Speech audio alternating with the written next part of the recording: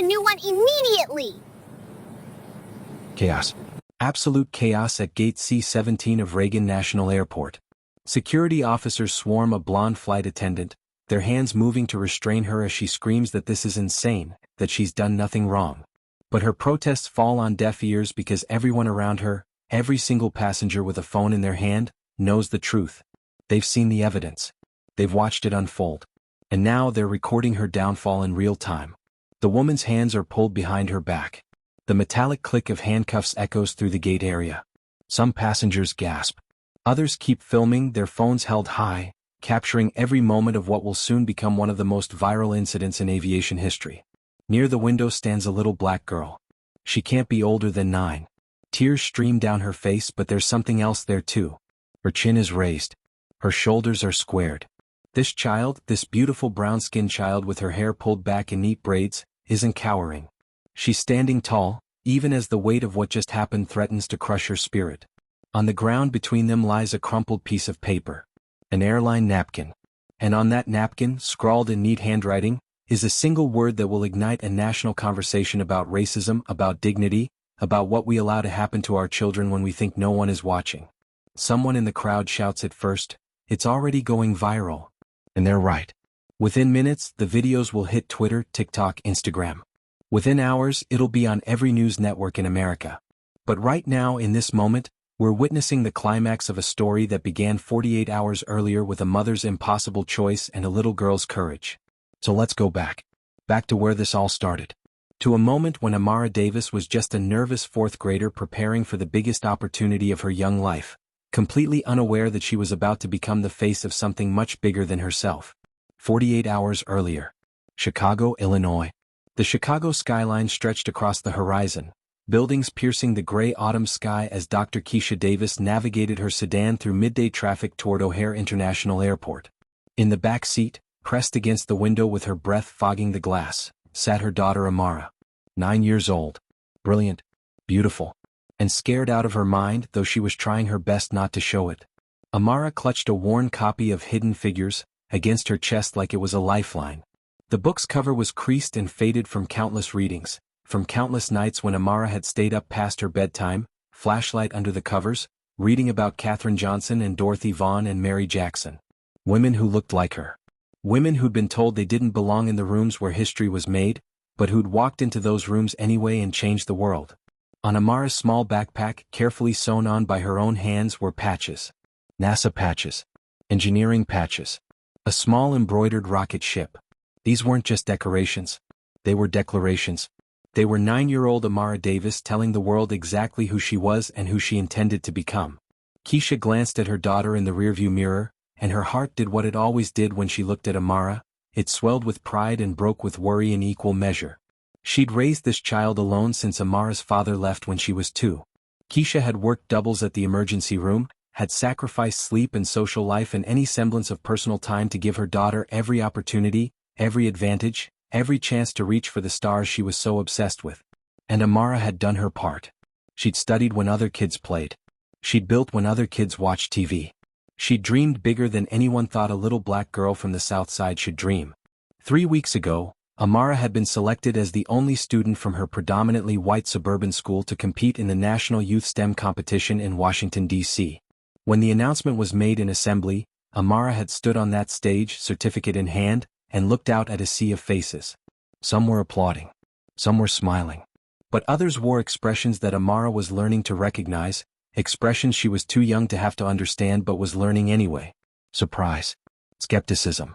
That particular look that asked without words, "Are you sure she earned it?"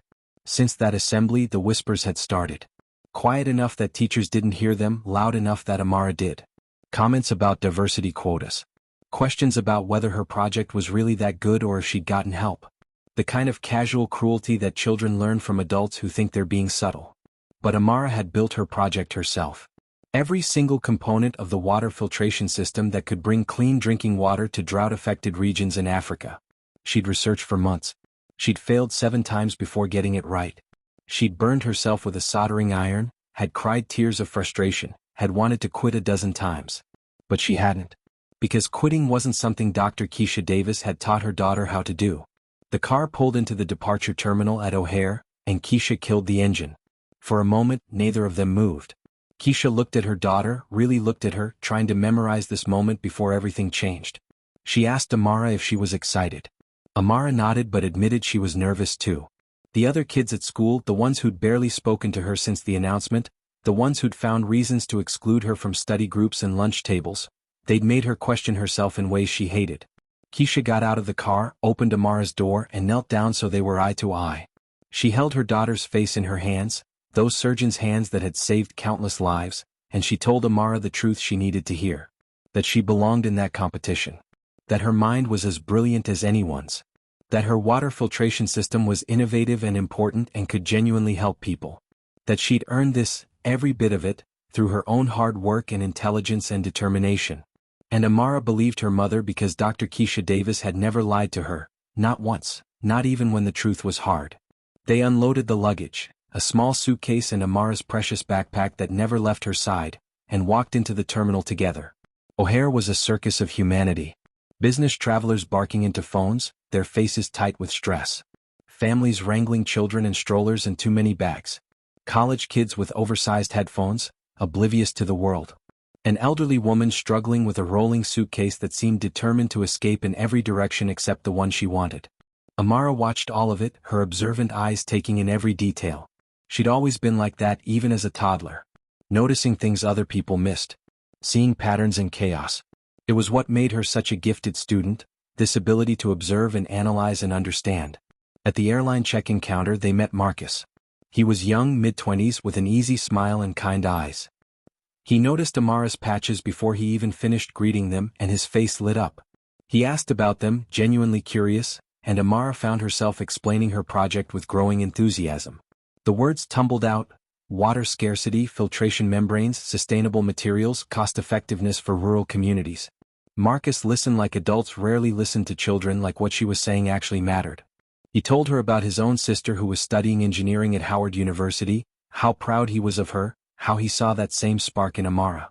Then, without being asked, he upgraded their seats to the exit row so Amara would have more legroom. A small kindness that meant the world to a 9-year-old girl who was used to people treating her like she was less than, not more than. They moved through the terminal toward security, and that's when Keisha's phone rang. The ringtone that meant the hospital. The ringtone that meant emergency. The ringtone that meant her presence wasn't requested, it was required. Keisha answered, and Amara watched her mother's face transform. The color drained. The jaw tightened. The doctor persona clicked into place, professional and focused, but underneath it, Amara could see the conflict. There'd been a building collapse on the west side. Multiple casualties. Mass trauma. They were calling in every available surgeon, especially ones with Keisha's specialty in emergency trauma repair. People were dying. People needed her. But so did Amara. Keisha hung up and looked at her daughter, and in that moment she was facing the impossible choice that working mothers face every day, magnified by life and death stakes. Go to the hospital where her skills could save lives, or get on a plane to support her daughter at a competition that meant everything to Amara's future. Amara saw the conflict in her mother's eyes. She saw the weight of it.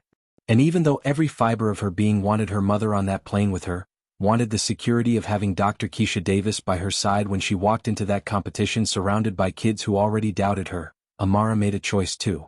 She told her mother she could fly alone. She reminded Keisha that she'd done it before, last summer when she visited her grandmother in Atlanta. She was mature for her age. She was responsible. She would be fine. The competition orientation wasn't until tomorrow evening anyway. Plenty of time for Keisha to handle the emergency and catch a later flight. Keisha hesitated. Everything in her mother's heart screamed that this was wrong, that she should be with her daughter, that something about this situation felt off in a way she couldn't name. But people were dying. The hospital was calling. And Amara was standing there, trying so hard to be brave, trying so hard to make this easier for her mother. They approached an airline customer service desk. The representative was an older white woman named Patricia, the kind of person who'd been doing her job so long that efficiency had replaced empathy. She barely looked up from her computer screen as Keisha explained the situation, as she requested to arrange for Amara to fly as an unaccompanied minor. Patricia's fingers clicked across her keyboard, mechanical and disinterested. She printed forms, slid them across the counter, rattled off instructions in a monotone voice that suggested she'd given this speech 1,000 times and would give it 1,000 more. Keisha would need to escort Amara to the gate. The flight crew would take over supervision from there. Standard procedure. Keisha signed the forms, her surgeon's hands that were so steady in the operating room now trembling slightly. This didn't feel right. But what choice did she have? They walked to security together, and with each step, Amara felt smaller and her mother felt more torn. At the checkpoint they embraced. Keisha held her daughter tight enough to bruise, tight enough to transfer 9 years of love and protection through that one hug. She made Amara promise to text as soon as the plane landed. She slipped an extra $40 into Amara's hand for food, knowing her daughter would probably spend it on a book instead but wanting her to have options. She reminded Amara that she was brilliant, that she was strong, that she was exactly where she deserved to be. And then she let go. Amara walked through security, her small frame passing through the metal detector, her backpack going through the X-ray machine. She collected her things on the other side and turned back one more time to wave at her mother. Keisha stood there, frozen, watching her daughter disappear around the corner toward the gates. That uneasy feeling in her stomach intensified. She told herself she was being paranoid, that Amara would be fine, that she'd flown alone before. But mother's intuition is a real thing. And Dr. Keisha Davis's intuition was screaming that something was about to go very, very wrong. If you're watching this story unfold and you want to see how Amara's courage changes everything, hit that subscribe button right now because you won't want to miss what happens next. Amara walked through the terminal alone, following the signs to gate C-17. Around her, the airport buzzed with activity. Families traveling together, laughing and arguing and existing in that comfortable chaos that comes from having people who belong to you. Business travelers moved with purpose, their paths clear, their destinations certain. And then there was Amara. 9 years old. Alone. Carrying a backpack full of dreams and a book about women who'd faced impossible odds. She found her gate and scanned the waiting area. Rows of black plastic chairs, most already filled with passengers waiting to board Flight 447 to Washington, D.C. She found an empty seat near the window and settled in, pulling out her Hidden Figures book like a shield. Across from her sat a young white girl, maybe 10 years old, traveling with her father. The girl looked at Amara's book and smiled, a genuine smile of recognition. She'd probably read it too, probably admired the same women Amara admired. For a moment their eyes met, and Amara felt a flicker of hope. Maybe she could make a friend. Maybe the flight wouldn't be so lonely after all. But then the father noticed. He looked at Amara, his eyes traveling from her braided hair to her brown skin to her small frame, and something shifted in his expression. He placed a hand on his daughter's shoulder and pulled her closer to him, away from Amara. He said something quiet, too quiet for Amara to hear, and his daughter's smile faded. She turned away, suddenly very interested in her own phone.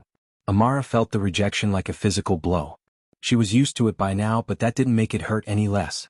She opened her book and pretended to read, her eyes scanning words she'd memorized years ago, trying to disappear into a story where women like her mattered, where women like her changed history. The flight crew began to arrive. She watched them assemble near the gate podium. The pilots in their crisp uniforms, the flight attendants checking their tablets and organizing their materials. First came Captain Rodriguez, a Latino man in his 50s with graying hair and a stern expression. He looked like someone who took his job seriously, who understood that he held lives in his hands every time he sat in that cockpit. Then came the cabin crew.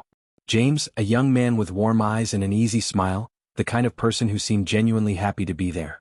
Simone, a beautiful black woman in her 30s with elegant braids and an air of quiet competence. And Linda Hoffman. Linda was the senior flight attendant, you could tell by the way she carried herself. Blonde, mid-40s, impeccably groomed in a way that suggested she spent a lot of time making sure every hair was in place, every part of her uniform was perfect. Her smile was professional, practiced, the kind of smile that never quite reached her eyes. When Linda's gaze swept across the waiting area, it was evaluating, categorizing, making instant judgments about every passenger she saw. And when those eyes landed on Amara, sitting alone with her book and her backpack and her patches, something flickered across Linda's face. Something quick. Something that would be easy to miss if you weren't paying attention. But Amara was always paying attention. The gate agent announced pre-boarding for passengers needing assistance and families with small children. Then came the call that made Amara's stomach flutter with anxiety, unaccompanied minors. She stood, gathered her backpack and approached the podium. And there, checking tickets and boarding passes, was Marcus from the check-in counter. His face lit up when he recognized her. He asked if she was okay flying solo, and Amara nodded with more confidence than she felt. Marcus radioed to the flight crew that an unaccompanied minor was boarding, seat 12C. His voice was casual, routine, like this was just another standard procedure. He had no idea he was setting in motion a chain of events that would change multiple lives. Amara walked down the jetway, her footsteps echoing in the enclosed space. The plane appeared ahead, massive and powerful, and for a moment she felt that thrill she always felt around aircraft. The same thrill Katherine Johnson must have felt calculating trajectories for spacecraft, the same thrill that made Amara want to become an aerospace engineer. At the plane's entrance stood Linda Hoffman, greeting passengers with that professional smile. When she saw Amara, the smile faltered. Just for a second. Just long enough for Amara to notice. Linda asked where her parents were, her tone just slightly sharper than it had been for the passengers before. Amara explained politely, showing her unaccompanied minor paperwork, trying to make herself seem responsible and mature and not like a burden. Linda's jaw tightened in a way that was almost imperceptible. She glanced at the paperwork, then at Amara, then back at the paperwork. Her lips pressed into a thin line before she forced the smile back onto her face and told Amara to find her seat. James, the male flight attendant, had overheard the exchange. He stepped forward, offered to help Amara stow her backpack in the overhead bin. He was kind, asked about her STEM patches with genuine interest, and Amara felt herself relax slightly. Maybe this would be okay after all. She settled into seat 12C, middle seat in an exit row. The extra legroom Marcus had arranged felt like a small luxury. Amara buckled her seatbelt and pulled out her book again, trying to calm her nerves. Passengers streamed onto the plane. A businessman shoved his oversized carry-on into the overhead bin above Amara's row, cursing under his breath when it wouldn't fit. He yanked it back out and the bag swung down, nearly hitting Amara in the head. She flinched, her body tensing for an impact that didn't quite come. The man didn't apologize. Didn't even look at her. Just took his bag and moved down the aisle, leaving Amara with her heart racing and her hands shaking slightly. James appeared, having watched the whole thing. He asked if she was okay, and Amara nodded because what else could she say? That she was already on edge? That every small interaction felt loaded with meaning she couldn't quite name? That she missed her mother? The seat next to her filled. An older white woman, maybe 65, wearing expensive jewelry and carrying a designer purse. Mrs. Patterson. She glanced at Amara, then at the empty aisle seat, then up at the overhead bin. She clutched her purse tighter. Then she flagged down Linda. Amara heard every word of the whispered conversation. Mrs. Patterson asked if there were any other available seats. Linda's eyes flickered to Amara, understanding immediately what was being asked and why. She told Mrs. Patterson she'd check after everyone boarded. Amara's stomach twisted. She pretended to read her book, but the words blurred on the page. She'd heard the request. She knew what it meant. She'd learned young that sometimes people didn't want to sit next to her, didn't want their children playing with her, didn't want her in spaces they considered theirs. The plane filled. Linda made her announcements about preparing for departure, her voice crisp and professional over the intercom. She demonstrated safety procedures with practiced efficiency, showing passengers how to fasten seatbelts they'd fastened 100 times before, pointing to exits they'd probably never need. Amara barely listened. Her mind was elsewhere, spiraling through anxiety and anticipation. Tomorrow she'd compete against kids who'd had every advantage, who'd never had to prove they deserved to be in the room. Tomorrow she'd show them what she could do. But first she had to get through this flight. The plane pushed back from the gate.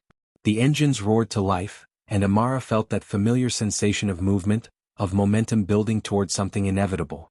She looked out the window as O'Hare grew smaller beneath them, and somewhere in that massive complex, her mother was probably racing toward the hospital, toward people who needed her, trusting that her daughter would be okay.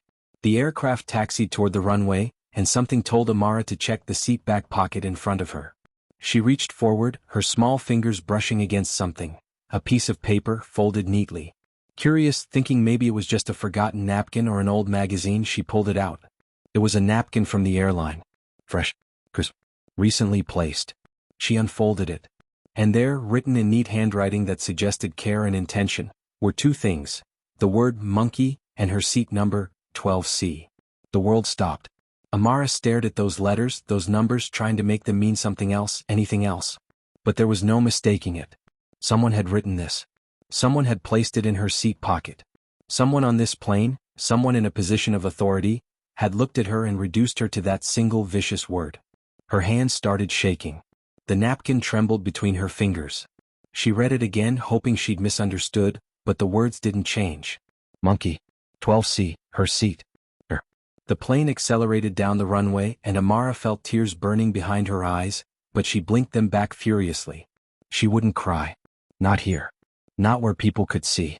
She'd learned that lesson too, that tears gave people satisfaction, that vulnerability was weakness, that she had to be twice as strong just to be seen as half as capable. She looked around the cabin, searching for clues. Who had done this? Mrs. Patterson was still clutching her purse, staring determinedly at the seat in front of her. The businessman who'd nearly hit her was already asleep, mouth open, oblivious. Other passengers were settling in, adjusting pillows, opening books, starting movies.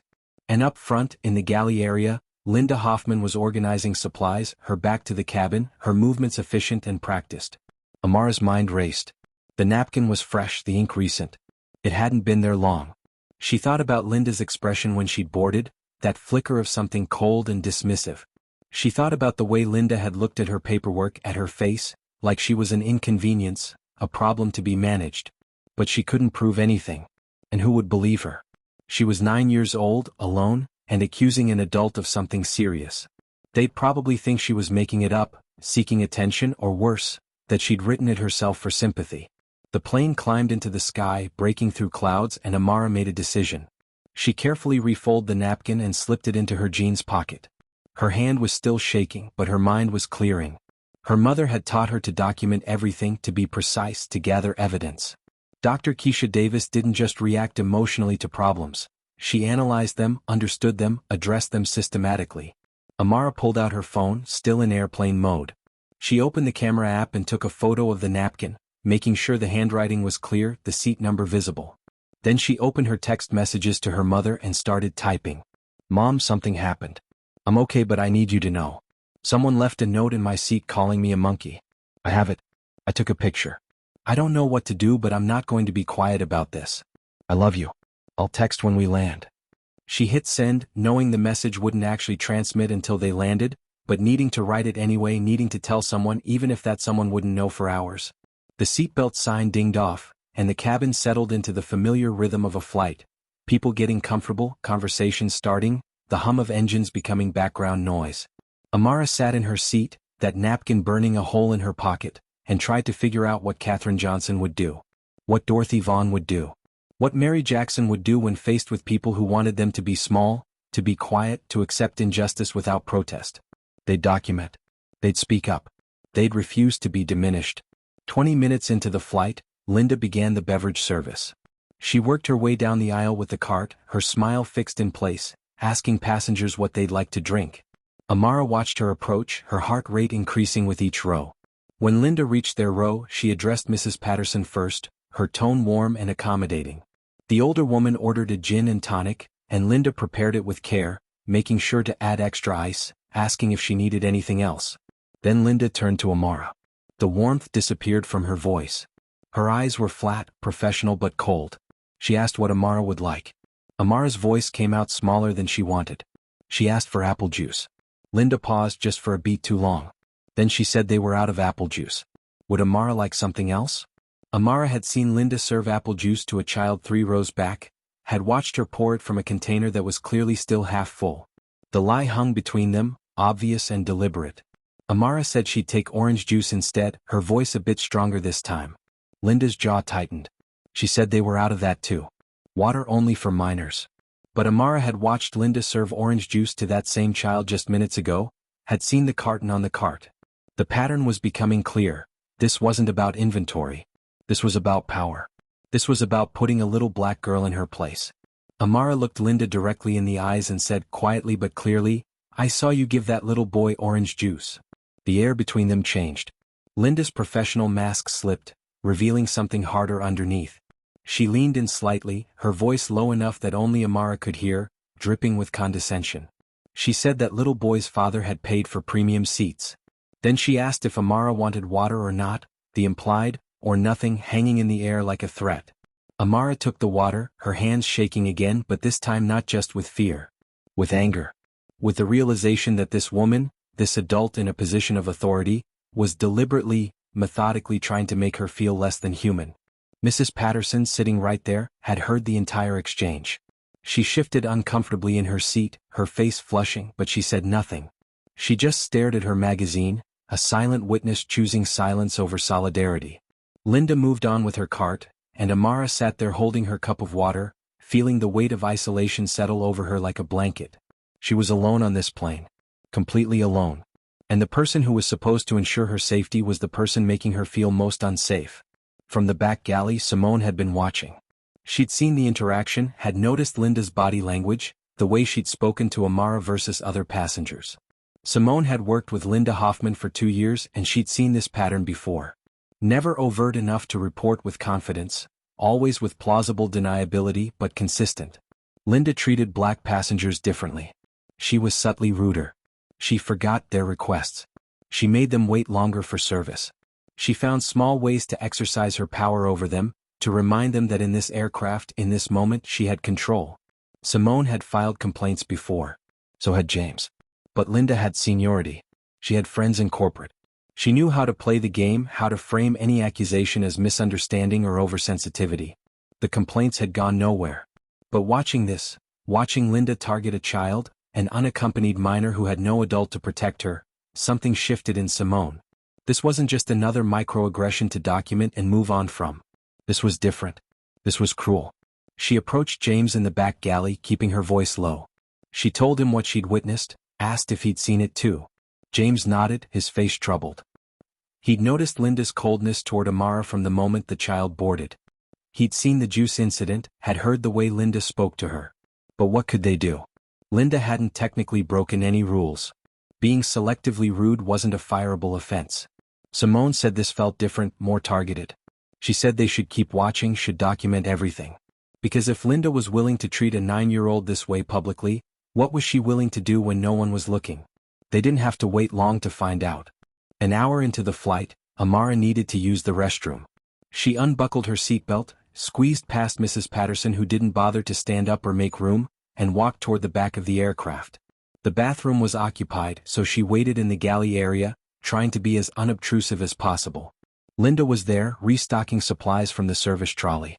She looked up when Amara appeared, and her expression soured immediately. She asked Amara what she needed, her tone clipped and impatient, like Amara was interrupting something important.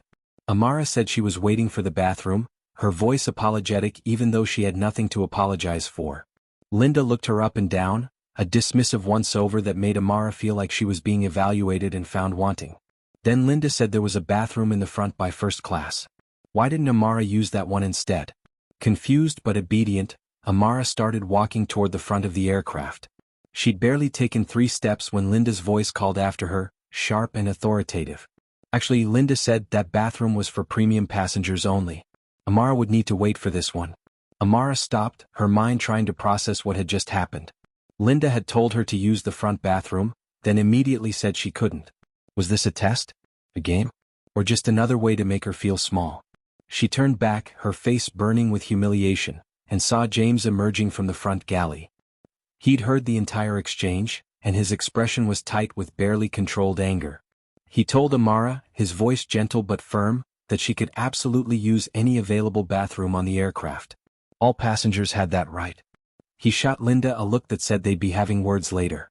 The bathroom door opened, a passenger exited, and Amara quickly slipped inside, locking the door behind her. She stood there in that tiny space, surrounded by the hum of aircraft systems, and let herself shake. She gripped the edge of the sink, staring at her reflection in the small mirror. She looked tired. Scared. Yeah. Through the thin door, she could hear Linda's voice, low but audible, saying something to James about undermining her authority, about that child having an attitude problem, about how James needed to respect the chain of command. James's response was too quiet to hear, but his tone was sharp.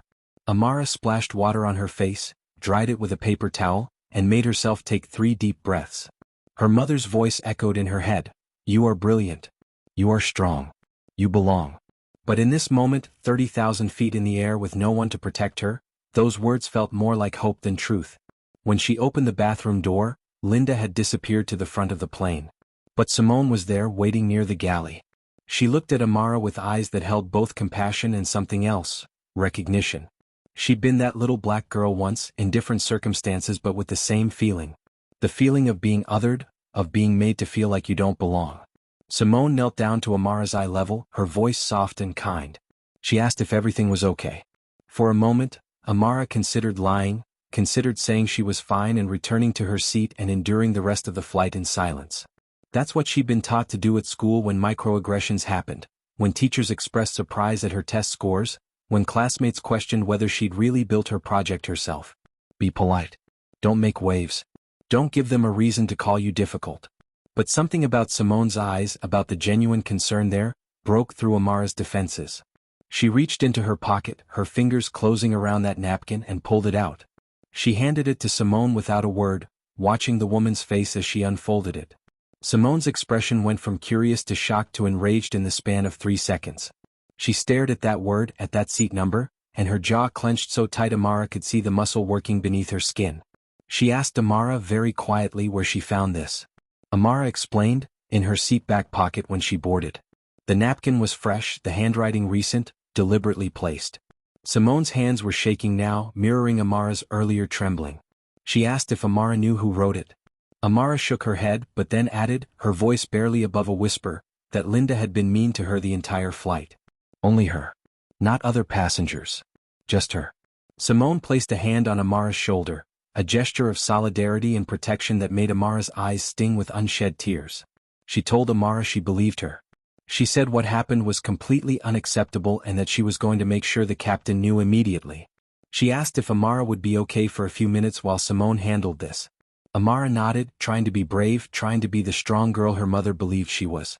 Simone walked toward the cockpit with that napkin held carefully in her hand, her entire body radiating righteous fury.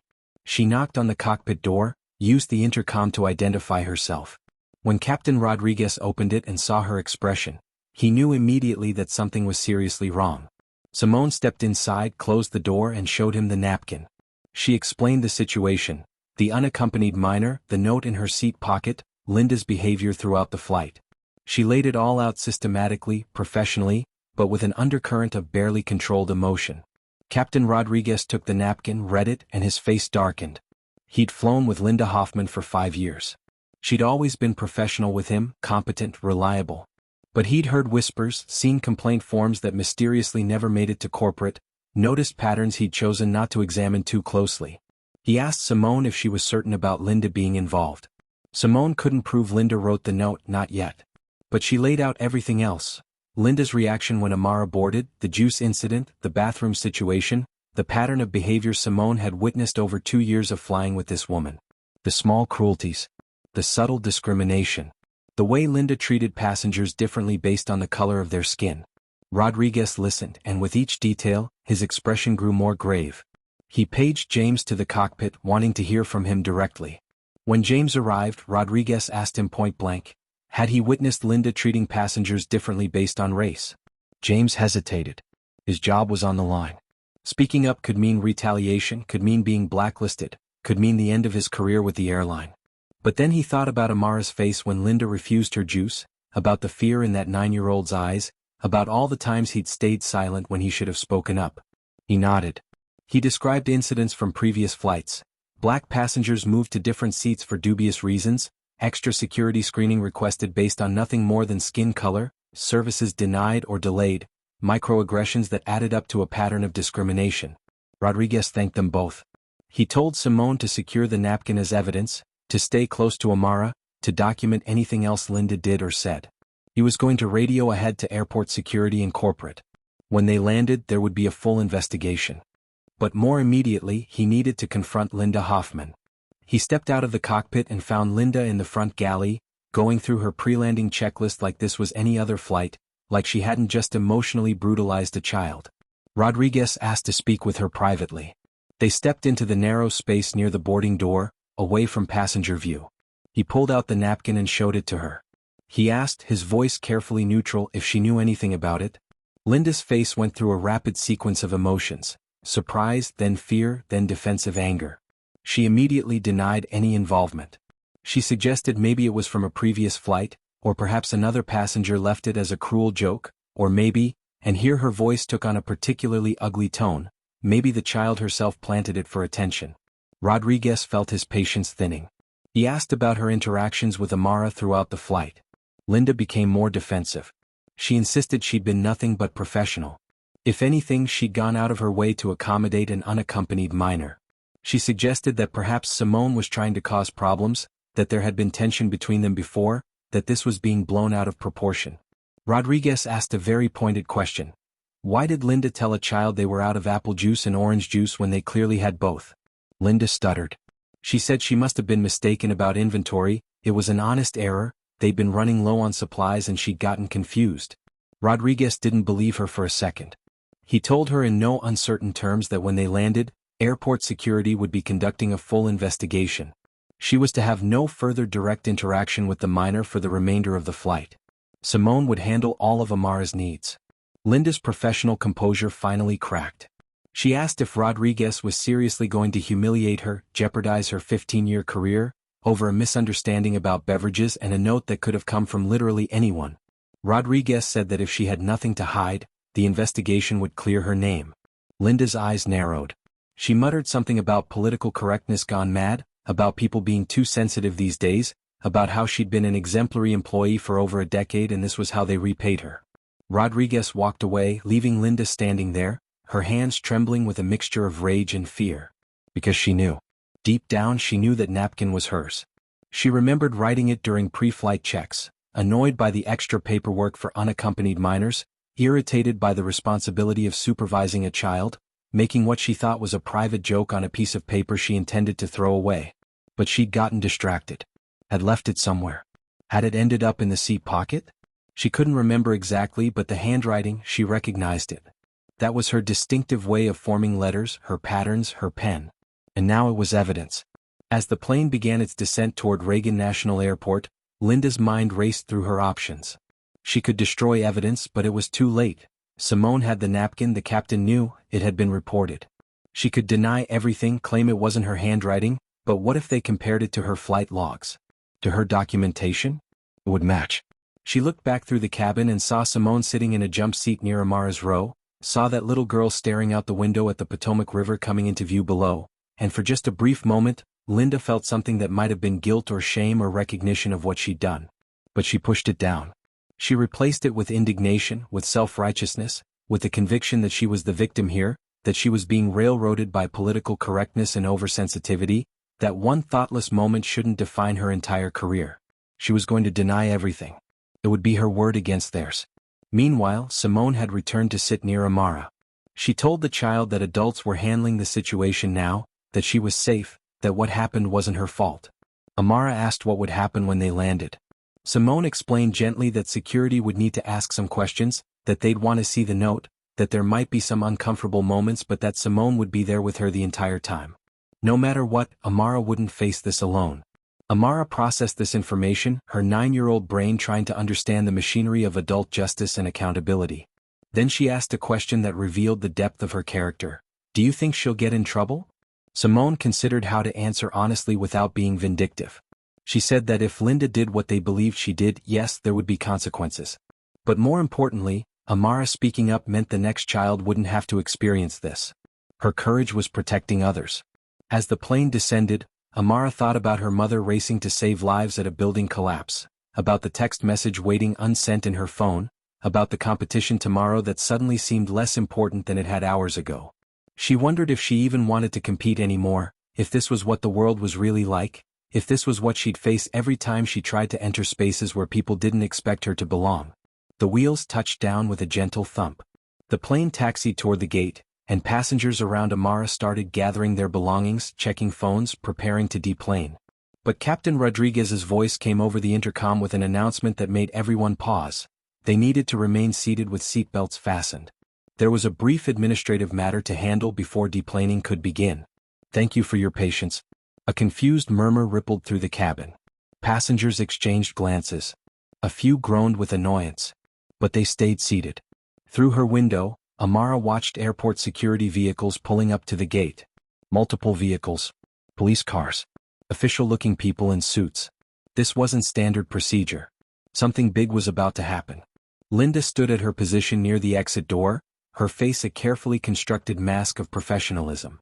But if you looked closely, you could see the tension in her shoulders, the way her hands gripped the door handle just a little too tightly. The jetway connected with a mechanical thump.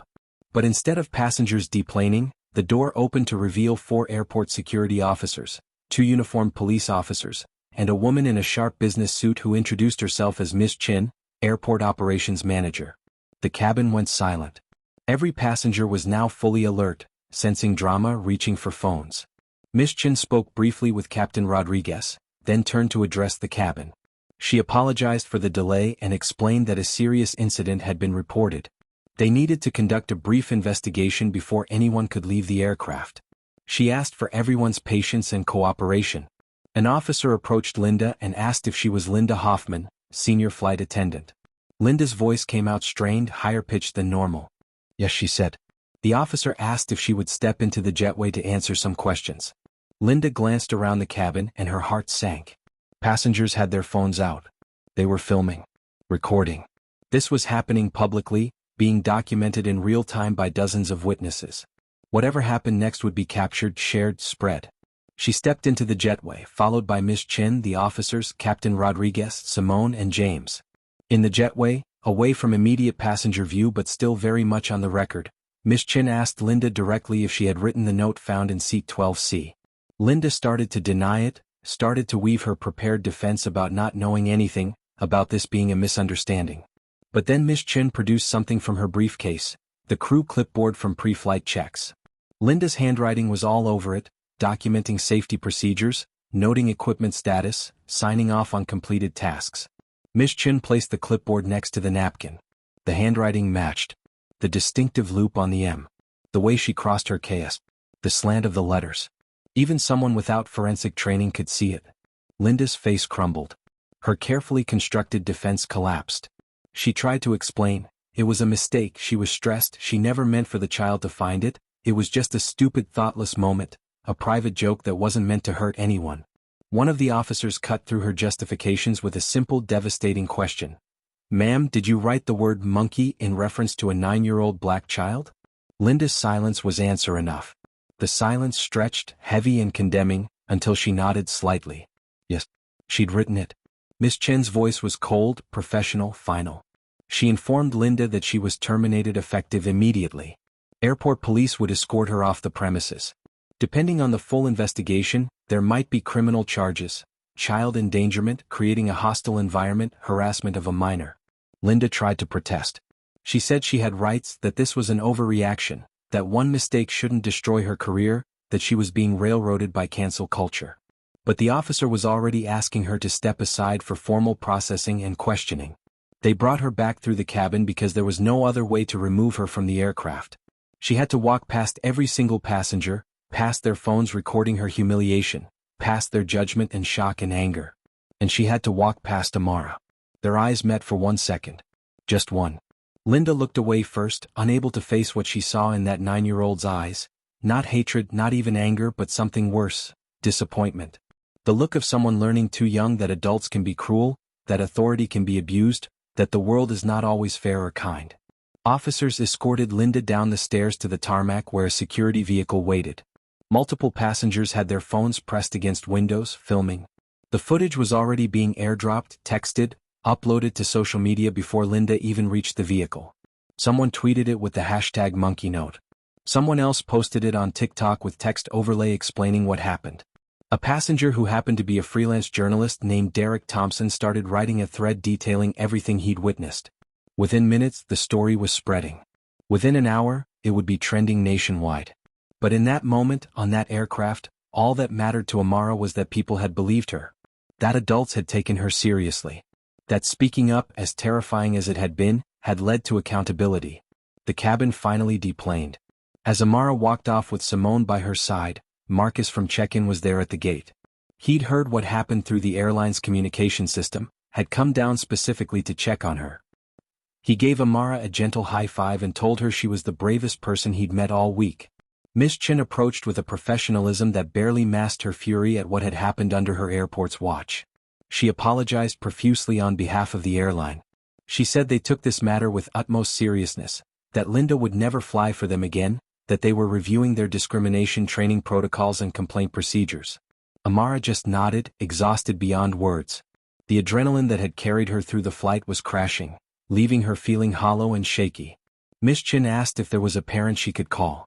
Amara's phone finally connected to the airport's Wi-Fi, and the text to her mother sent.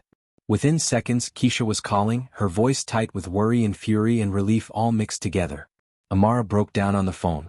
All the strength she'd maintained throughout the flight dissolved. She cried, really cried for the first time since finding that napkin. She told her mother everything while Keisha listened, her own heart breaking with every word. Keisha said she was in her car, driving from the hospital despite the mass casualty situation still ongoing. She'd be there in 40 minutes. She told Amara to stay with the airline staff, that she loved her more than anything, that she was so sorry this happened, that she was proud of her daughter's courage. They brought Amara to an airline office to wait, a quiet space away from the chaos of the terminal. Simone stayed with her, sitting close, a protective presence. James brought real apple juice from the first-class galley and cookies, small acts of kindness that meant everything. Captain Rodriguez stopped by personally to apologize, to tell Amara she'd done exactly the right thing by speaking up, that her courage had exposed a problem that needed to be addressed. A victim advocate from the airport arrived to help document everything for potential legal proceedings. They took photos of the napkin, recorded Amara's statement, began building a case. And while all this was happening in that quiet office, the internet was exploding. The videos from passengers hit Twitter, TikTok, Instagram, Facebook. Multiple angles of Linda being escorted off the plane, her face a mask of shame and defiance. The hashtag monkeynote started trending. Derek Thompson's thread got retweeted 50,000 times in 2 hours, then 100,000, then more. News outlets picked it up. Local news first, then national. CNN, MSNBC, Fox News, all running the story by evening. Flight attendant arrested after racist note found in child's seat. Video footage played on loop. Talking heads debated the implications. Social media erupted with outrage, with calls for justice, with people sharing their own stories of discrimination in air travel. The airline stock dipped in after-hours trading. Their PR team went into crisis mode, releasing a statement condemning Linda's actions in the strongest possible terms, emphasizing their commitment to diversity and inclusion, promising a full review of their training and complaint procedures. Civil rights organizations issued statements. The NAACP called for a comprehensive investigation. The ACLU offered legal support to the Davis family. Prominent activists shared the story, connecting it to broader patterns of discrimination in transportation. Linda Hoffman's name and face were everywhere. Her social media accounts, before she could delete them, were screenshot and circulated. Old posts surfaced that revealed a pattern of racially insensitive comments, jokes that revealed her mindset, beliefs she'd thought were private but were now public for the world to judge. By midnight it was the top trending story in America. By morning it would be international news. And at the center of it all was Amara Davis, a 9-year-old girl who'd refused to be silent, who'd refused to accept injustice, who'd shown more courage in one afternoon than most adults show in a lifetime. When Keisha finally arrived at the airport, still in her scrubs from the hospital, she burst into that office and pulled her daughter into her arms. They held each other and cried, mother and daughter, united in grief and pride and relief. Keisha whispered into Amara's braids that she was sorry, so sorry for not being there, for sending her alone, for failing to protect her from this. But Amara pulled back and looked at her mother with eyes that seemed suddenly older, wiser. She said she was glad she'd been alone in a way. Because if her mother had been there, maybe Amara would have let Keisha handle it, maybe she wouldn't have found her own voice, her own strength. This had shown her something important, that she could face hard things, that she could stand up for herself, that she didn't need someone else to validate her worth or defend her dignity. That night, in their hotel room near the competition venue, Keisha and Amara talked for hours. They processed what happened, examined it from every angle, felt all the emotions they'd been too busy to feel during the crisis itself. Amara asked her mother if she should still compete tomorrow. Part of her wanted to go home, wanted to hide from the world, wanted to never put herself in a position to be judged or diminished again. Keisha held her daughter's face in her hands and said that was exactly why she had to compete. Because Linda Hoffman and people like her wanted Amara to be small, to be quiet, to accept that she didn't belong in spaces of excellence and achievement. The best response, the most powerful response, was to walk into that competition with her head held high and show them exactly who she was. Here's what I want you to think about. When was the last time you saw injustice and actually did something about it? Drop your answer in the comments, because what happens next with Amara will challenge everything you thought you knew about courage. The next morning, Amara woke up to discover she was famous. Her mother showed her the news coverage, the social media posts, the outpouring of support from people around the world. Messages flooded in from other black children who'd experienced similar racism, from parents thanking Amara for her bravery, from strangers offering encouragement and love. But there were other messages too. Hateful ones. Messages saying she was making it up, seeking attention, playing the race card. Messages defending Linda, calling this an overreaction, insisting one mistake shouldn't ruin someone's life. The ugliness of the internet was on full display. Keisha wanted to shield Amara from all of it, wanted to turn off her phone and create a bubble where her daughter could just be a kid. But Amara insisted on reading some of the messages, both kinds, because she needed to understand the full scope of what speaking up meant. That afternoon, Amara stood in the convention center where the National Youth STEM competition was being held.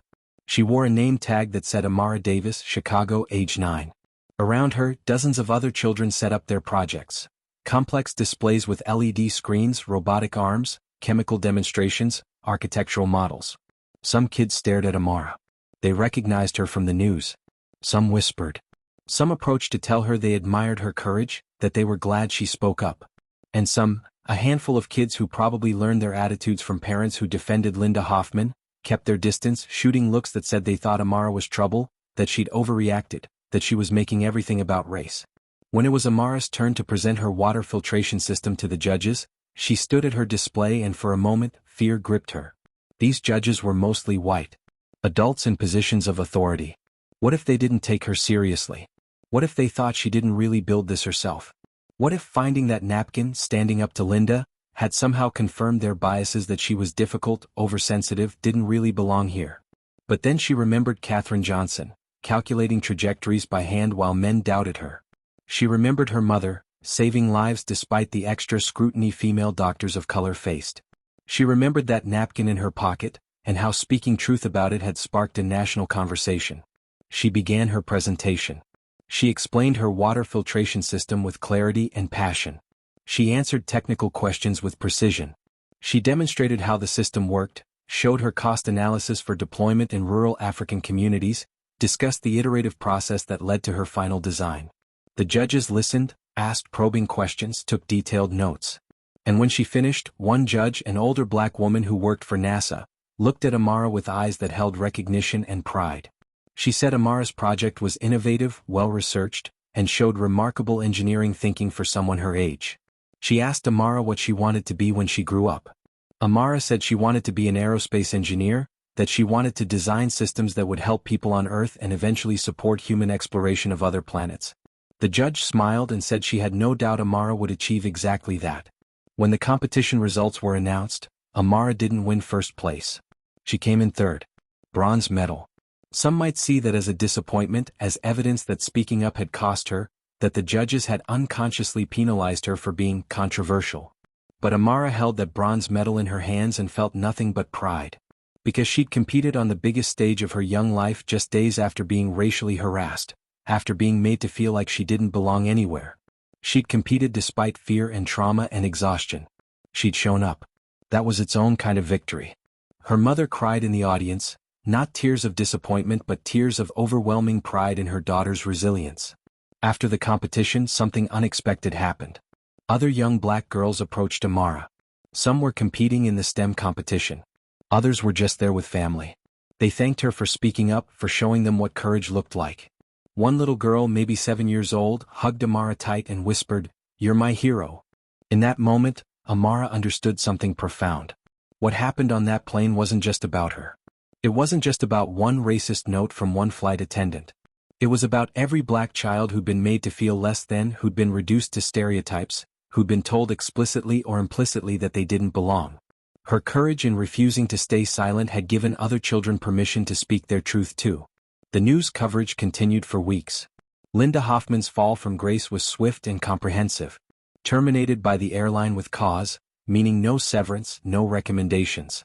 Criminal charges were filed, harassment of a minor, creating a hostile environment. She pled no contest to avoid a trial that would have been even more publicly humiliating, received probation and mandatory diversity training. But the real punishment was social. Her name became synonymous with racism. She couldn't find work in any capacity related to hospitality or customer service. Former friends distanced themselves. Her family was embarrassed, some publicly disavowing her actions. She moved to a small town in rural Montana, trying to disappear from public consciousness. In interviews she gave to sympathetic right-wing outlets, she portrayed herself as a victim of cancel culture, as someone who'd made one mistake and had her entire life destroyed. But the video of her being walked off that plane, the image of that napkin with Monkey 12C written in her distinctive handwriting, remained indelible in public consciousness. A cautionary tale. A reminder that actions have consequences, that cruelty leaves marks, that you cannot dehumanize a child and expect the world to look the other way. The incident sparked larger conversations about systemic racism in air travel. Other black passengers came forward with their own stories, being removed from flights for dubious reasons, being seated away from white passengers who complained, being treated with automatic suspicion by crew members, facing microaggressions that added up to a pattern of discrimination. The airline industry, facing intense scrutiny, implemented sweeping changes. Mandatory implicit bias training for all staff. Third-party reporting systems for discrimination complaints. Cameras in aircraft galleys to document crew behavior. Commitments to hiring more diverse crews at all levels. Captain Rodriguez testified before a congressional subcommittee about discrimination in the airline industry, using Amara's case as an example of how institutional failures to address complaint patterns could lead to severe incidents. James and Simone became advocates for cabin crew members who witnessed discrimination, helping establish whistleblower protection so that employees could report racism without fear of retaliation. Marcus, the check-in agent whose small kindness had meant so much to Amara, was promoted to supervisor.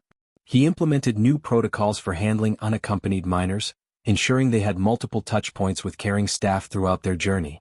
Mrs. Patterson, the passenger who'd asked to move seats away from Amara, was haunted by her silence during the flight. She wrote a public apology letter that went viral, explaining how she'd witnessed discrimination and said nothing, how her silence had made her complicit. She donated money to the NAACP, attended anti-racism workshops, tried to atone for her cowardice in that moment when speaking up might have mattered. The airline reached a settlement with the Davis family, amount undisclosed but substantial. They also established the Amara Davis Scholarship Fund for minority students pursuing STEM degrees, a program that would benefit hundreds of young people in the years to come. 6 months after the incident, Amara was invited to speak at a national education conference about her experience and her STEM work. She stood at a podium in a hotel ballroom filled with educators, administrators, and policymakers, no longer just a nervous fourth grader but a young activist finding her voice. She spoke about how discrimination doesn't just hurt individuals, it tries to make you question your worth, your intelligence, your place in the world. It tells you that you're less than, that you don't belong, that spaces of excellence and achievement aren't meant for people who look like you. But she also spoke about resistance.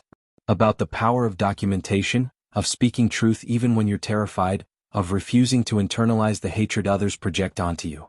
She talked about Katherine Johnson and the other hidden figures, about how they'd faced discrimination far worse than a note in a seat pocket, yet they'd persevered and literally helped put humans on the moon. She ended her speech with a message directed at other children, especially children of color who would face their own battles with discrimination. You belong in every room you enter. Your voice matters. Your mind is brilliant. Your dreams are valid. Don't let anyone convince you otherwise. And when someone tries to make you feel small, remember that their cruelty says everything about them and nothing about you. The audience gave her a standing ovation. Grown adults, many of them crying, applauding a 10-year-old girl who'd shown more wisdom and courage than most people display in a lifetime. Afterward, Amara FaceTimed with her mother who was back at the hospital saving lives. Keisha's eyes shone with pride as she told her daughter she'd watched the speech live streamed during a break between surgeries. Amara closed her laptop and looked around her hotel room. On the desk sat her worn copy of Hidden Figures, more battered than ever from constant rereading. Next to it was a framed photograph from a NASA event she'd been invited to, Amara standing with Katherine Johnson's daughter, both of them smiling, one generation passing the torch to the next. She thought about that napkin, about that word someone had tried to use to diminish her. It hadn't worked. If anything, it had revealed a strength she didn't know she possessed until she needed it. Tomorrow she'd fly home to Chicago. The thought of boarding a plane again had terrified her at first, but she'd worked through that fear with a therapist her mother found. She'd learned that trauma didn't have to define her, that she could acknowledge fear and move forward anyway. She wasn't afraid of planes anymore. She wasn't afraid of much, really, except staying silent when her voice was needed. Amara picked up her phone and opened the Notes app. She started writing, not about discrimination this time, but about her next invention.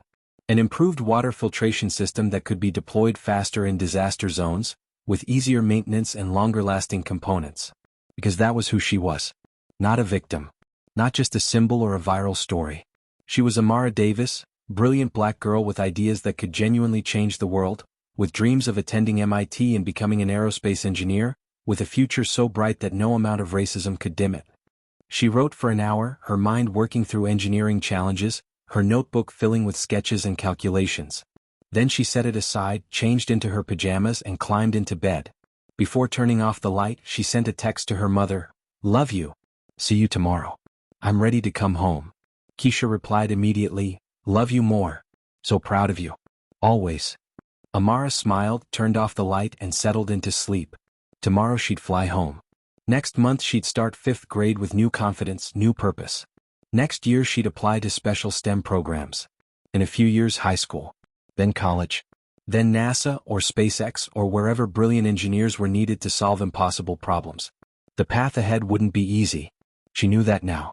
She'd face more discrimination, more people who doubted her because of her skin color, more obstacles that had nothing to do with her abilities and everything to do with systemic racism. But she also knew something Linda Hoffman hadn't counted on when she wrote that word on a napkin and left it in a child's seat pocket. Amara Davis wasn't going to be broken by hatred. She was going to be forged by it, strengthened by it, motivated by it to prove every racist assumption wrong. Not because she had to prove anything to anyone, but because she was brilliant, and the world needed her brilliance. 1 year later, Amara stood in front of her school during an assembly. The same assembly hall where she'd been announced as the STEM competition representative, where some had questioned whether she deserved it. She was being honored as Student of the Year. Not because of the viral incident, the school was careful to make that clear, but because of her academic excellence, her engineering innovations, her community service work teaching STEM to younger students, her advocacy for inclusion and diversity. When her name was called, the applause was thunderous. Students who'd ignored her before were cheering now. Teachers who'd expressed subtle surprise at her achievements were applauding. The principal spoke about Amara as an example of resilience and excellence. Some critics would say they were celebrating her now only because she was famous, only because it reflected well on the school to have someone like her. And maybe that was partially true. But Amara didn't care about their motivations. She cared about the young black and brown students in that assembly who saw her on that stage and thought, if she can do it, maybe I can too. That night, the Davis family celebrated at Amara's favorite restaurant. Just the two of them, mother and daughter, sharing pizza and laughing about inside jokes, being normal for a few hours. Keisha asked Amara if she ever regretted speaking up about the napkin, if she ever wished she'd just thrown it away and stayed silent. Amara thought about it seriously, considering the question with the thoughtfulness that characterized everything she did. Then she said no. Because speaking up had been hard and what followed had been harder, but silence would have been hardest of all. Carrying that secret, internalizing that hatred, believing even for a moment that she deserved to be called that word, that would have left scars deeper than any public scrutiny. She said that finding her voice, learning she could stand up for herself, discovering she had allies like Simone and James and Marcus, all of that had given her something more valuable than avoiding confrontation. It had given her agency.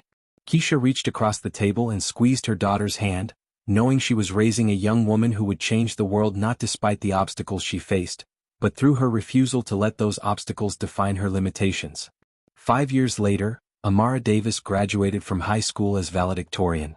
In her graduation speech, she referenced the incident on the plane briefly, not as the defining moment of her life but as one chapter in a larger story about resilience and purpose.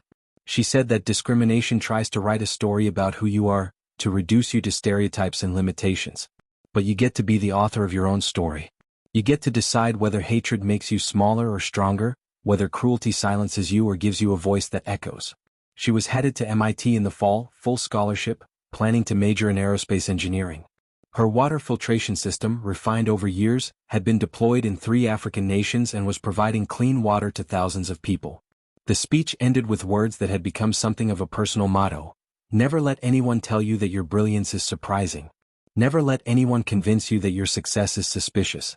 Never let anyone make you believe that you don't belong in spaces of excellence. You belong everywhere you choose to be. The audience of graduates, parents, and teachers erupted in applause. But the loudest applause came from a section in the back where a group of young black girls sat with their families, girls who'd followed Amara's journey, who saw her as proof that speaking up matters, that courage is contagious, that one voice can spark change. 10 years later, Amara Davis walked across another stage, this time at MIT, receiving her doctoral degree in aerospace engineering. She'd published papers on sustainable space exploration, developed new systems for life support in extreme environments, and was being recruited by NASA, SpaceX, and Blue Origin. The news coverage of her graduation included mentions of the incident from her childhood. It would always be part of her story, she'd accepted that. But now it was context, not content. One chapter in a much longer narrative of achievement, innovation, and impact. In interviews, when asked about that day on the plane, Dr. Amara Davis would say that it taught her 3 crucial lessons. Documentation matters. Speaking truth to power is necessary even when it's terrifying. And your worth is not determined by how others perceive you, but by how you choose to show up in the world. She'd also say, with the wisdom of someone who'd lived through trauma and come out stronger, that Linda Hoffman had inadvertently given her a gift. Not the hatred itself, that was inexcusable and harmful and wrong. But the opportunity to discover her own strength, to find her voice, to learn early that she could face injustice and survive it. Many years later, an elderly Dr. Amara Davis stood at NASA headquarters receiving the Katherine Johnson Medal for Excellence in Aerospace Engineering. She'd led teams that developed sustainable technologies for Mars missions, had mentored hundreds of young engineers of color, had changed the face of her field through both her technical innovations and her advocacy. In her acceptance speech, she told the story of finding that napkin in seat 12C, of being 9 years old and terrified and alone but choosing courage anyway. She said that Katherine Johnson had calculated trajectories that put humans in space despite working in a segregated building, despite being doubted at every turn. She said every generation of Black excellence stands on the shoulders of those who came before, who faced worse and persevered anyway. And she said that the future of aerospace, the future of science, the future of every field where brilliance is needed, would be built by young people of all backgrounds who refuse to accept that any space is off limits to them. The medal ceremony ended, and Dr. Davis returned to her lab where her current team was working on next-generation spacecraft systems. On her office wall hung several items: her MIT doctoral diploma, the bronze medal from that youth STEM competition decades ago, a framed photo with Katherine Johnson's daughter from when she was 10 years old. And in a small frame in the corner, preserved behind glass, was a napkin. Yellowed with age, the ink slightly faded, but the words still visible: Monkey 12C. She kept it not as a reminder of hatred, but as a reminder of transformation. Of how a moment meant to diminish her had instead revealed her strength. How an act of cruelty had sparked a conversation about justice. How one child's courage had inspired thousands of others to find their own voices. Sometimes her students or colleagues would notice it and ask about it. Dr. Davis would tell them the story, not with bitterness or anger but with perspective. She'd explain that racism is real, that it's ongoing, that they'd face it in various forms throughout their careers. But she'd also explain that their response to racism was where their power lived. Not in pretending it didn't exist, not in staying silent, not in internalizing the hatred others projected. But in documentation, in speaking truth, in building excellence that was undeniable, in creating change through both their work and their voices. She'd tell them that the same brain that could calculate complex aerospace equations could also strategize about justice, that technical brilliance and social consciousness weren't separate but complementary, that the best engineers were those who understood both the math of their field and the human context in which their innovations would be deployed. And she'd tell them that every single one of them, regardless of their background or identity, belonged in that lab, in that field, in spaces of innovation and discovery. Because Dr. Amara Davis had learned something crucial that day on Flight 447. You don't earn belonging through perfection or by making yourself smaller or by staying silent in the face of injustice. You claim belonging by showing up authentically, by speaking your truth, by refusing to internalize others' limitations, by building and creating and innovating despite every obstacle. That napkin on her wall wasn't a trophy. It was a reminder. A symbol of how far she'd come from that scared 9-year-old to this accomplished engineer who was literally helping write the future of human space exploration. And every time a young student of color entered her lab, nervous about whether they belonged there, Dr. Davis would think about that napkin and about Simone and James and Marcus and Captain Rodriguez and all the people who'd believed her when she needed it most. And she'd make sure that student knew they belonged, that their voice mattered, that their brilliance was expected, not surprising, that they were exactly where they were meant to be. Because that's what speaking up had taught her. One voice speaking truth can create ripples that spread farther than you ever imagine. One child refusing to be silent can change not just her own trajectory but the trajectories of countless others who see her courage and find their own. Linda Hoffman tried to reduce Amara to a slur on a napkin. Instead, Amara Davis became Dr. Amara Davis, aerospace engineer, NASA medalist, mentor, advocate, and proof that excellence cannot be denied, that brilliance will not be silenced, that the future belongs to those brave enough to claim it. The story that began with chaos at an airport gate, with handcuffs and viral videos and a crumpled napkin, ultimately became a story about transformation, resilience, and the power of refusing to accept injustice. It became a story about a little black girl who looked discrimination in the face and said, "No. Not today. Not ever." And that made all the difference. If this story moved you, if Amara's courage inspired you, if you believe that speaking truth matters even when it's hard, share this video, hit that subscribe button, and carry forward the message that every voice matters, that silence never protects anyone, and that the future we want to see is built by people brave enough to stand up for justice right now, in this moment, regardless of the cost. Because the world doesn't need more people staying quiet. It needs more people like Amara Davis finding their voices and changing everything.